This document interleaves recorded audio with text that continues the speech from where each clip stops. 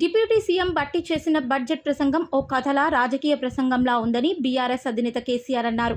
ఈ ప్రభుత్వం రైతులను వంచిందని, బడ్జెట్లో ఒక్క పాలసీ ప్రకటించలేదని, ఒక్క ఇండస్ట్రీ పేరు చెప్పలేదని విమర్శించారు.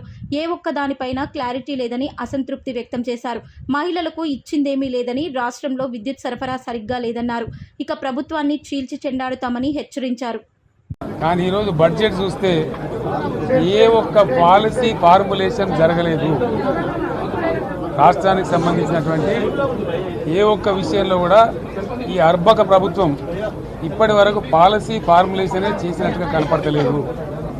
వ్యవసాయం ఉంది, మాకు స్పష్టమైన అవగాహన ఉండే ఈ రాష్ట్రంలో వ్యవసాయ స్థిరీకరణ జరగాలని మేము 2 పంటలకు కూడా ఇచ్చినాం రైతు బంధు.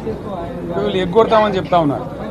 మేమేదో రైతులకు ఇచ్చిన డబ్బును దాన్ని పాడు చేసినాము, చెడగొట్టినాము, దుర్వినియోగం చేసామన్న పద్ధతిలో దురదృష్టకరమైన వ్యాఖ్యలు చేస్తూ ఉన్నారు.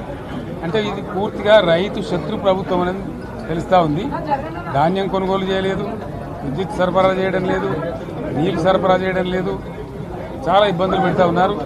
ఇంకా రైతు భరోసా, రైతు బంధు గురించి ఇంకా ప్రస్తావనే లేదు. ఎప్పుడేస్తారని మా ఎమ్మెల్యేలు అడిగితే కూడా కనీసం సమాధానం చెప్తలేరు. కాబట్టి రైతులను వంచింది ప్రభుత్వం, వృత్తి కార్మికులను వంచింది. ఒక్క పాలసీ, ఇండస్ట్రియల్ పాలసీ ఏమి లేదు. బట్టి గ్యాస్ ట్రాష్ పంచరంగ ఈస్మాన్ కలర్ లాగా చెప్పడం తప్ప, స్టోరీ టెల్లింగ్ లాగా ఉన్నది తప్ప బడ్జెట్ చెప్పినట్టు లేదు.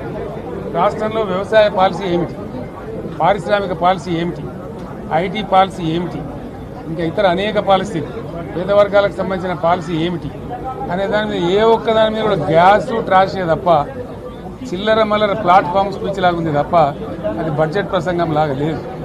రాజకీయ సభలలో చెప్పినట్టుంది తప్ప ఏ ఒక్క పాలసీని కూడా నిర్దిష్టంగా ఈ పనిని మేము ఎట్లా సాధిస్తాం, మా గోల్స్ ఇవి, మా టార్గెట్స్ ఇవి అనే పద్ధతి కానీ పద్దు కానీ లేదు. ఇది పేదల బడ్జెట్ కాదు, రైతుల బడ్జెట్ కాదు, యువల బడ్జెట్ విశ్లేషణలో మీకు తెలుస్తుంది.